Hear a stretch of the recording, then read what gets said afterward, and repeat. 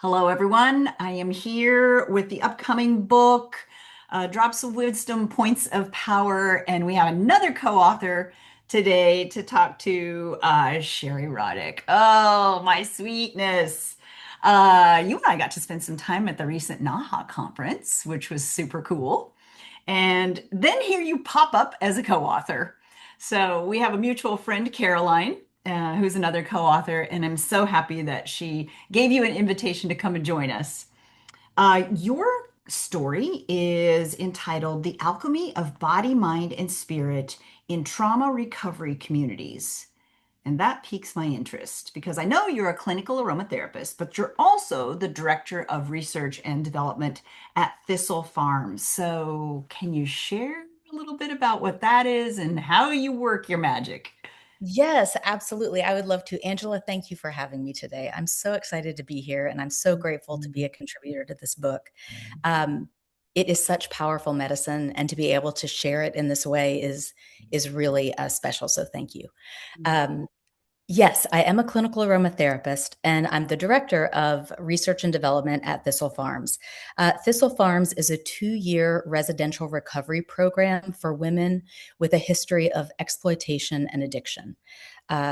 Women live for 2 years rent free. All of their medical, physical, therapy, anything that is required for that.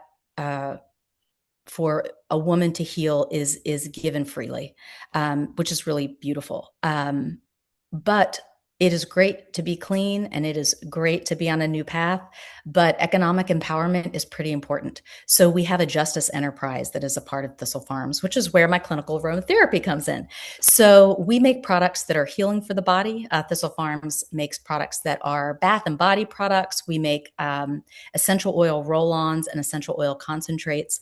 And our goal is really to make products that are as healing for the woman that is creating the product as it is for the end consumer.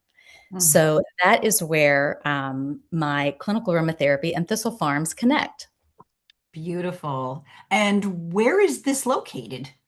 We are located in Nashville, Tennessee, but we are also in probably 300 independent retailers throughout the country. And we are also in Whole Foods. You can find our candles in Whole Foods and some other products of ours in Whole Foods um, in the Southeast region. Beautiful. Well, I'm ready for a road trip now. Uh-huh. So I know that you, as many of us, started the AcuAroma or Aroma Point journey with Tiffany Carroll and some of her programs. Can you kind of show us how you slid into this modality? Yes, absolutely. Because it surprised me, to be honest with you. I mean, as a clinical aromatherapist, my training was with Dr. Jessie Hawkins when she had her school. Actually, it was based in Franklin. And so it was very science based, which I appreciated. Obviously, blending safety is really important. And so, yeah, that was my background. I was at a NAHA conference in 2020. It was virtual. And Tiffany Carroll was speaking about the energetics of oils. And it just hit me straight in my heart. I had been blending and using essential oils in a clinical way, more in like a clinical aromatherapeutic way for lowering stress responses. A lot of women that we serve at Thistle Farms have sustained PTSD, sustained trauma, and so finding ways to manage dysregulation, activate the parasympathetic nervous system, just try to neutralize some of those trauma responses or bring them down. And so that had been a lot of the work that I had been doing up to this point. I heard Tiffany speak, and she talked about pairing the essential oil with an AcuPoint and or an acupressure point or whatever you want to call it, but it was the point. And one of my best friends is an acupuncturist. And so I had had lots of acupuncture in my life, and I've definitely felt, the chi that is part of that acupuncture experience flow through the body, and had that be something that had affected me. And so when I heard her speak about this, And she kept using the term mutual resonance, that there is a mutual resonance between the oil and the point. And I was like, I'm trying this right now. I mean, I was so intrigued. And so I signed up right away for her. I did an 8-month intro course into aroma point therapy, and which is her kind of, she and Peter Holmes, that's their Mhm. terminology for it. And I did that with her. And then I did another 18-month extensive container with her, really delving deeply into this modality. And yeah, it has been, it's just amazing. And so I've been able to take this modality and use it um, with the Thistle Farms community, but also with my own, private practice, and, with my clients, my own private aromatherapy clients, and also within our larger community, incorporating it with community restorative yoga classes. Mm. And so it's just opened up a lot of different doors. Yes. What strikes me so much in the stories in this upcoming book is that it is meldable and transformable into so many other modalities, whether you're an energy worker, a body worker, yoga instructor, a school teacher, acupuncturist. It covers the whole gamut and finds its way to be useful in there. And I want to touch back on the mutual resonance because I always thought when I was taking classes with Tiffany and studying, I thought, there's this conversation that's happening between the essential oil and my body. And all it takes is touching just meeting that oil to the point. And the rest is like magic. And you can see it happen every time in practice when you're with a client. It is absolutely true. And the thing that I find the most amazing about it is it can be a practitioner touching the point, or it can be a person touching a point on their own body. And for especially, women who have had trauma, anybody who's had trauma or struggles with stress. I mean, stress is everywhere. Let's just talk about stress for a second. I mean, everyone has stress. Stress can turn into lots of different things, and it can definitely dampen that parasympathetic nervous system that we have. And so I 100% agree with you. And the fact that it's accessible, that one point with that one oil can be done yourself anytime that there is a need for additional support. There is true, there's not a word for it other than magic or alchemy. I haven't found a better word yet. And for me, the thing that I have found to be the most powerful is the integration of the mind body connection, or mind spirit connection, or body spirit connection. All when you watch, you can physically watch someone release. You can watch it integrate into a person and watch the chi start to flow, and you will see shoulders relax, breathing deepens, the furrow of the brow releases. I mean, it is in seconds. I mean, literally seconds. Within a minute, you can have a completely different demeanor in a person. Yes. And with repeated use, don't you believe that the body creates this memory of this mutual resonance and it remembers? And when that oil meets that point again, you even get a quicker response. Absolutely. And you're also creating a new neural pathway. So this is also something that's happened physiologically as well as psychologically, or even spiritually for that matter. And so, yeah, I absolutely believe there is that foundational shift. A lot of times when we're using this modality, we talk about the shift that, Right. you'll hold a point for 1 to 3 minutes, and you'll find a shift. Sometimes, if it's a session that I'm doing where I'm integrating, multiple points in one session, I may hold a point up to 5 minutes. If there's something that we're really moving through, but that shift is the key to that magic. It's the thing that allows you the next time to recognize it, and you may recognize it sooner. The other thing that I find fascinating about this modality is that it is dynamic. I mean, we are whole people who come to this earth in different times and different, different stages of our lives, different weather patterns. And so the other thing is once you are in tune with your body in this way, you find those subtle shifts and you can augment ways to support yourself with additional oils. Sometimes, in the spring and summer, I love jasmine grandiflora on pericardium 6. I just love it. I love it right there. Or even pericardium 7. Take your pick, one or the other. But depending on what the day is like.